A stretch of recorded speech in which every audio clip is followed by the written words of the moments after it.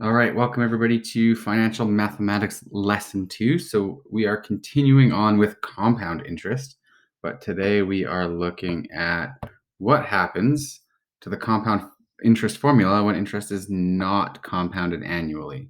So up until this point, which was just Lesson 1, compound interest was compounded annually, but it doesn't always have to be compounded once a year. It can be compounded semi-annually, which is twice a year, or quarterly, which is 4 times a year, or monthly, which is 12 times a year.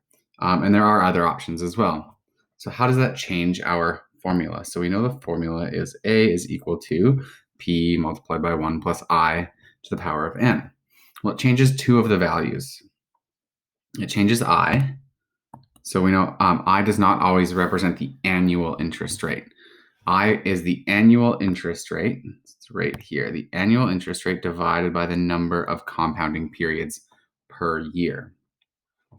And the value of n does not always represent years. It is number of years. So n represents number of years multiplied by number of compounding periods per year.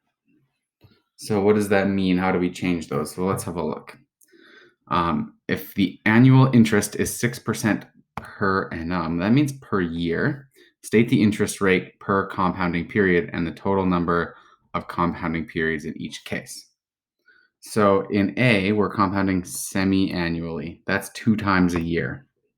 That means our I value, let's see if I can do this here, I is not just going to be 0.06, it's going to be, well, 6% divided by semi-annually, that's 2 times a year, is actually 3%.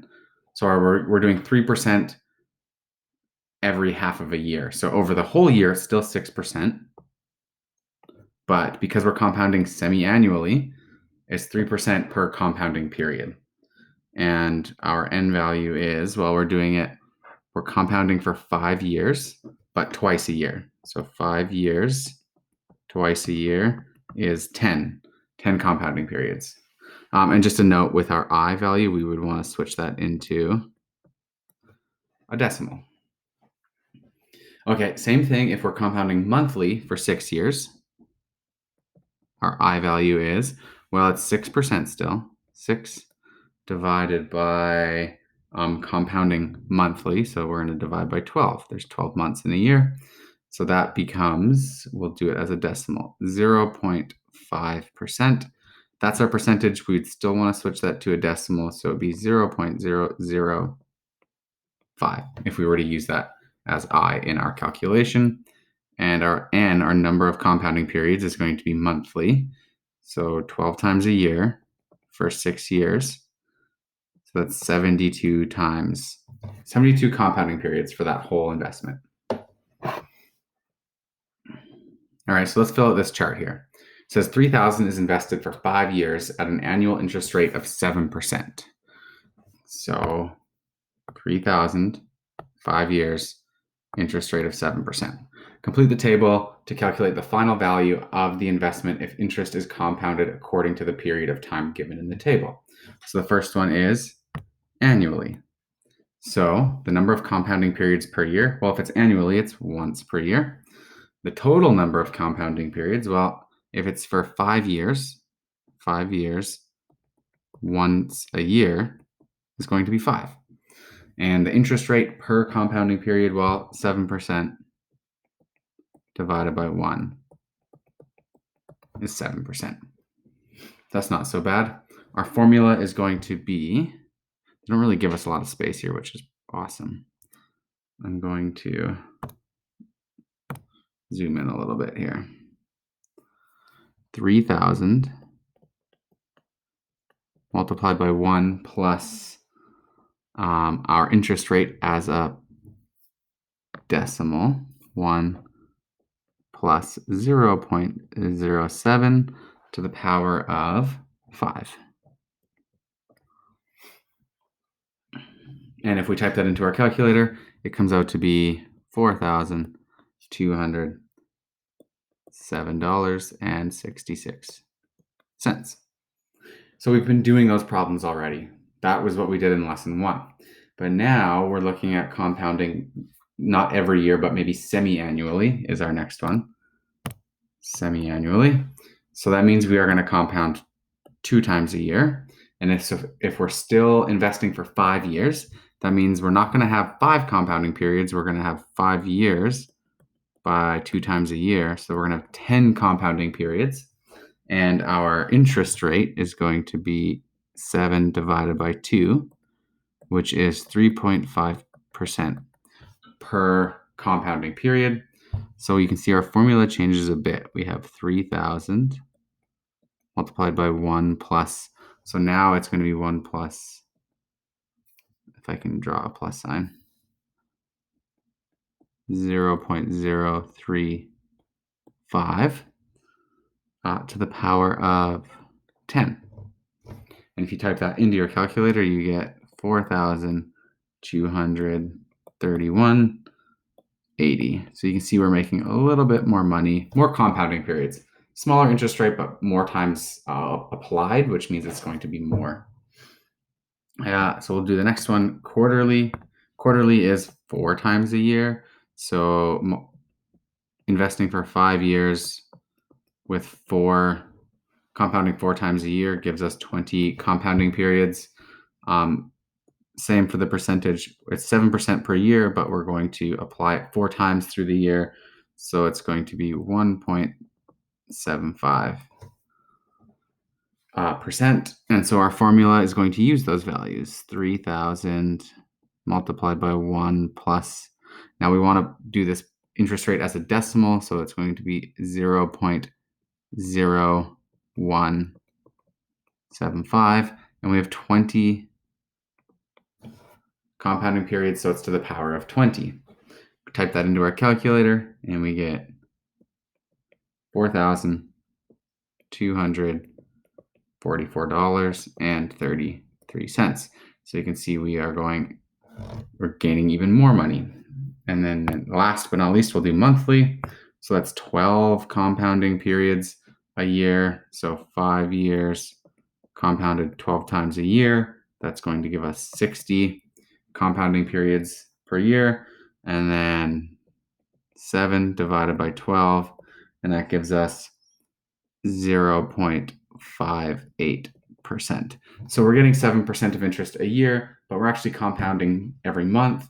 So that ends up being 0.58% per month. So our formula, per compounding period, which is per month. Our formula is going to be 3,000 multiplied by 1 plus 0.58 as a decimal is going to be annoyingly small, 0.0058, and to the power of 60. When we type that into our calculator, we get 4,252.88. Yours might be a little bit different. I rounded here. This should be 0.583 repeated, but I just got rid of that because I wouldn't have been able to fit that into there. So if yours is a little bit different and you're calculating this, that's totally okay. So this whole unit is looking at investments with compound interest, where we're compounding it at not annually, but at different times. And you can see we're going to get different values. So it's important to know how to deal with that. So how do we use a TVM calculator to do this? Well, just remember that PY represents the number of payments made to the investment or loan. For questions with no payments, PY equals CY. And for questions with payments, PY is equal to the number of payments made in 1 year. So let's have a little look here. We are going to use a problem that we just did in that chart. So we're investing $3,000 for 5 years at an annual interest rate of 7%, compounded quarterly. So that's our key right there. Compounded quarterly, that's 4 times a year.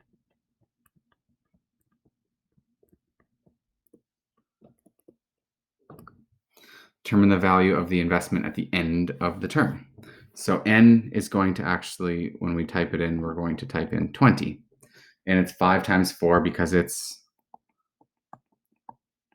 4 times a year for 5 years. Easy.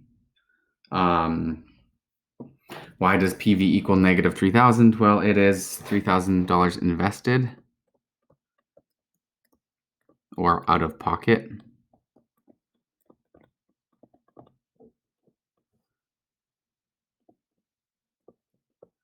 So it's going to be a negative. PMT is equal to 0 because no payments are made.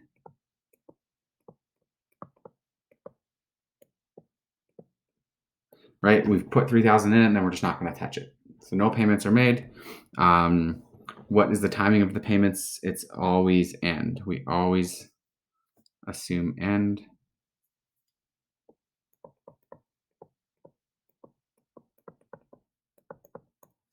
Unless otherwise specified.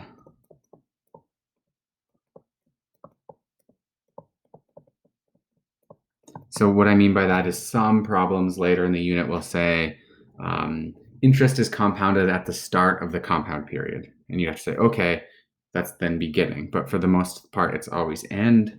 And then why does PY equal 4 and CY equal 4? Well, there's no payments. No payments. So PY equals CY.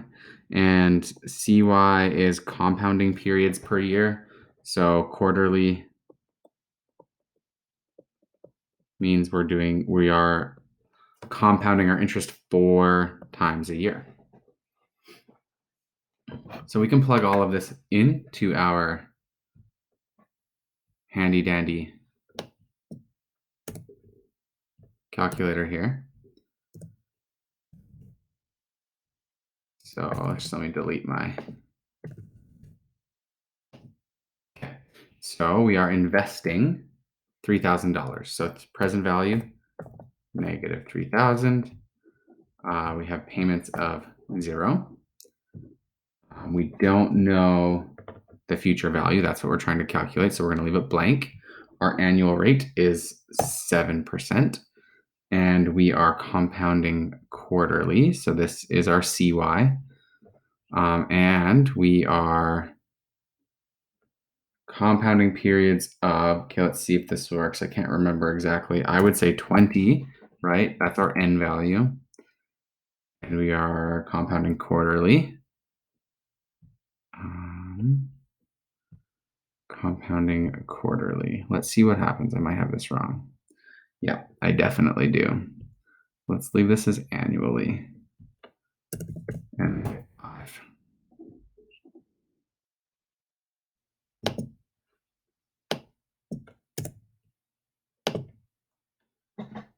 What am I doing wrong here? Oh, our interest rate needs to be annually as well.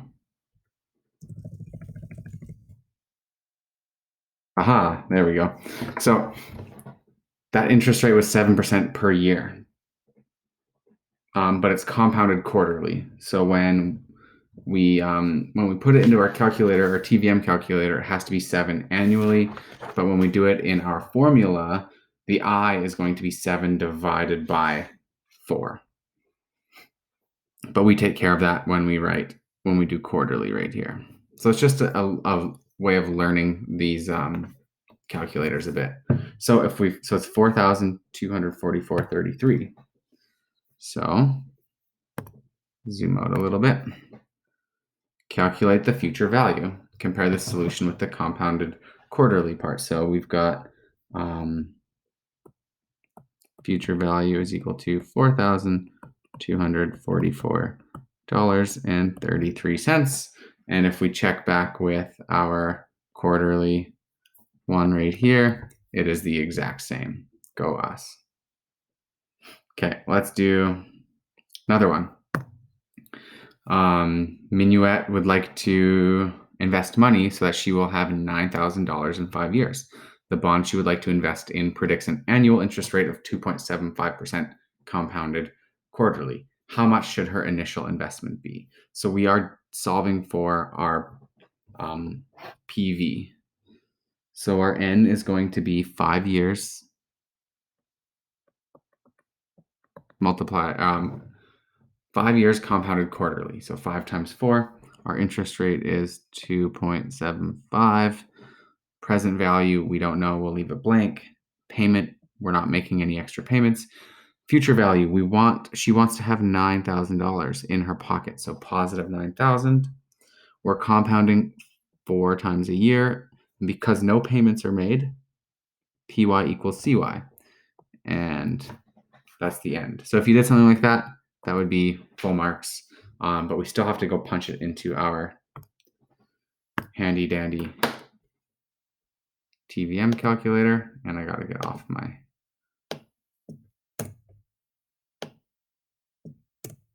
So present value, we don't know. We're going to leave it blank. Payments are 0. Future value, she wants to have $9,000.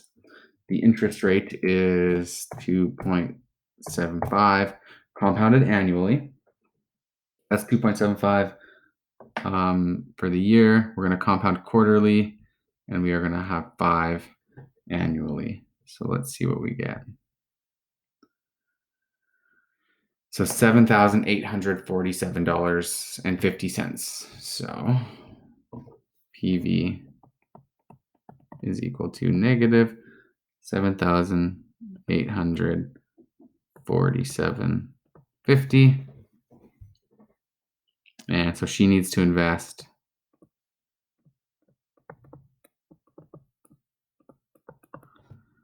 $7,847.50.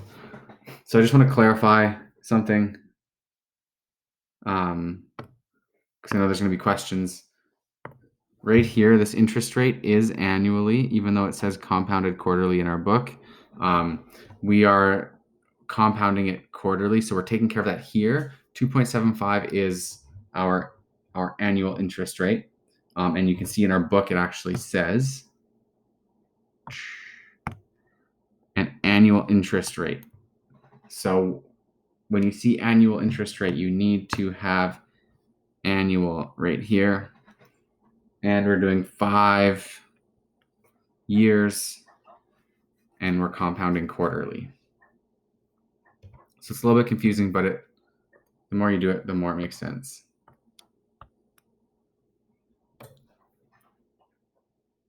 Cool, let's move on.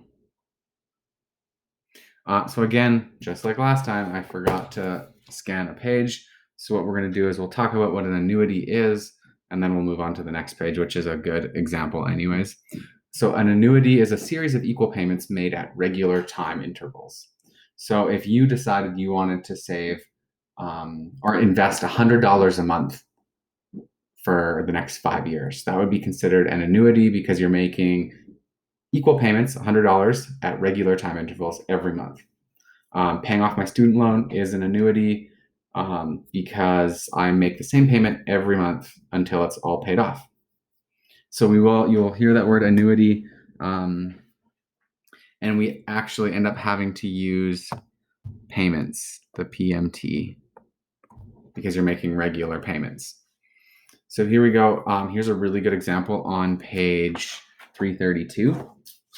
So it says Banker Bill wants to set up a fund for his granddaughters, Becky and Bonnie. The girls have to choose between 2 following options. Option A, it'll let me scroll. Here we go. Option A, $2,000 will be invested on each birthday between 27 and 64. The money will stay in the account until 65. Or option B is $2,000 will be invested on each birthday between 19 and 26. The money will stay in the account until 65. So the difference here is that we are not investing until you get to be 27, and then more money, and then money goes in every year until you're 64. Option B is you're investing earlier at 19, but you're only going to put in $2,000 until they're 26. Then the money just stays in the account collecting interest. So option B starts earlier. Option A sees more money invested. Both options will receive an interest rate of 10% per year, compounded annually. So it says your Becky recognizes that more money is invested under option A. So she chooses that one. And Bonnie chooses option B to be different from Becky. So how many payments were made on Becky's behalf? Well, so they made payments from when she was 27 until she was 64, which is 38 payments. So 38 payments of $2,000 comes out to be $76,000. So Grandpa Bill would have to invest $76,000 over their life, over her life, I guess. And how many payments were made on Bonnie's behalf? Well, for her, they only invested from 19 to 26. So that is 8 payments. So the money invested is going to be 8 multiplied by 2,000. So there's only going to be $16,000 of Grandpa Bill's money invested. So option A seems like a really good option at this point, but you have to remember that both of them are collecting interest. So let's look at what Becky's investment is worth. So there's going to be 38 compounding periods at an interest rate of 10%. It starts at 0. Payments are $2,000 out of pocket, so negative 2,000. We don't know future value. We are going to have one compounding period per year because it's compounded annually, and one payment per year, and it goes to the end. And so when we plug all of that into the TVM solver and click FV, we get $800,895.56. So the value when she's 65, $800,895.56. That's a pretty good investment. With Bonnie's investment, we have to do 2 charts. This one is going to be from when she's 19 to 26, because we're making payments, or I guess Grandpa Bill's making payments for those 8 years. And then we have to do the payments from when she's 27 to, or there's no payments from when she's 27 to 65, but it does collect interest. So we have to do 2 different ones. Does that make sense? So in the first one, there's going to be 8 payments. There's an interest rate of 10%. It starts at 0. Payments are negative $2,000. We don't know what the future value is. That's what we're calculating. There's 1 payment per year, 1 compounding per year. And because this is where things get weird, because we're investing on her 19th birthday, then there's that whole year. This is actually would go to beginning, because we're investing at the beginning of the beginning of the compound period. And actually on this one, I should have set beginning as well, because our birthday marks the beginning of the investment period. So plug all that in and we get a future value of $25,158.95. So this is how much money she has on her 27th birthday.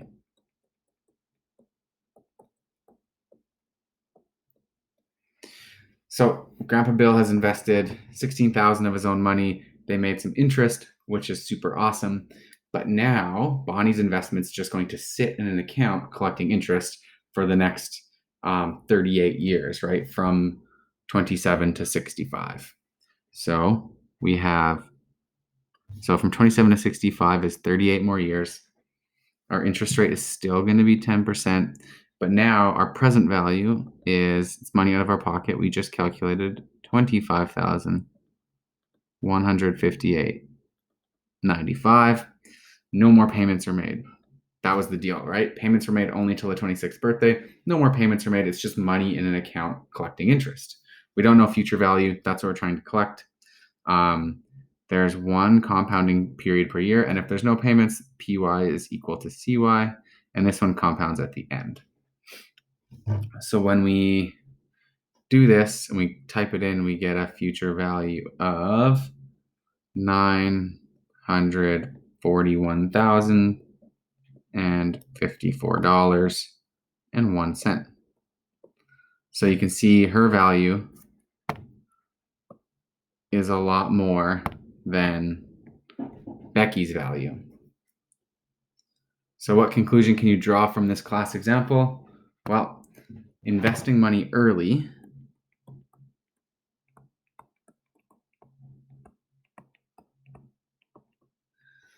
even if it's just a small amount,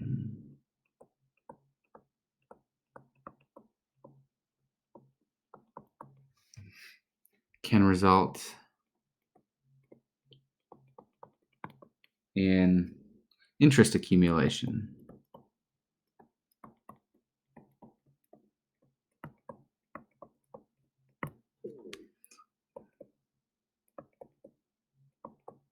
That outpaces the growth